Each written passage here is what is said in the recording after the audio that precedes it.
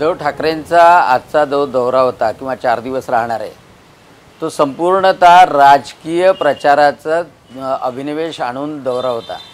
खरं म्हणजे शेतकऱ्यांचे समस्या जाणून घेण्यापेक्षा त्यांनी जे शेतकरी बसवले होते, एक अनिल बोरे नावाचा शेतकरी होता, तो सांगतो की ईव्हीएम बदलली पाहिजे, ईव्हीएमवर निवडणुका नको। काय करायचं आहे त्याला? ईव्हीएम नको, वोट चोरी होते। त्या शेतकऱ्याच्या तोंडात स्वतःच्या समस्या सांगण्याच्या ऐवजी ईव्हीएमच्या समस्या सांगतात।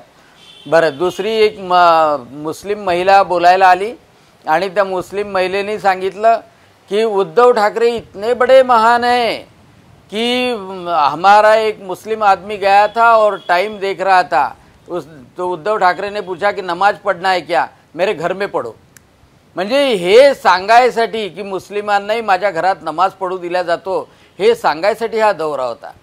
खरं जर पाहिलं तर उद्धव ठाकरेंचा हात कोणी धरू शकत नाही टोमणे मारण्याच्या बाबतीत आणि नावं ठेवण्याच्या बाबतीत, कारण स्वतः काहीच करायचं नाही आणि स्वतः काही न करता स्वतःची अकर्मण्यता लपवायची, ती बाकीच्यांवर फक्त टोमणे मारून। आजच्या दौऱ्यामध्ये आपण पाहिलं की त्यांनी कधीच उल्लेख केला नाही की आतापर्यंत 32,000 कोटीचं पॅकेज कोणीतरी दिलं आहे का कोणत्यातरी मुख्यमंत्र्यांनी।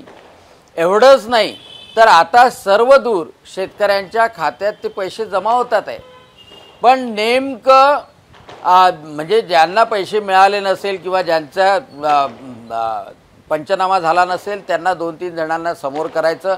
आज विदर्भामध्ये सुद्धा, अमरावती जिल्ह्यामध्ये सुद्धा फोन येतात आहे की आमच्या खात्यामध्ये पैसे आले आणि त्यामुळं कर्जमाफी असो, कर्जमाफीचं तर अभिवचन दिलेलं आहे, पण कर्जमाफी करायची तर पहिल्यांदा कर्जमाफीच्या अगोदर एवढं मोठं संकट महाराष्ट्रावर कोसळलं तर पहिल्यांदा शेतकऱ्याला सावरणं आवश्यक होतं।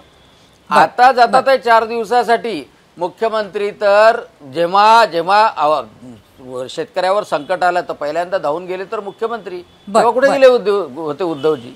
आणि म्हणून आता सगळं झाल्यानंतर शेवटी सहानुभूती मिळवण्यासाठी हा उद्धव ठाकरे यांचा दौरा आहे।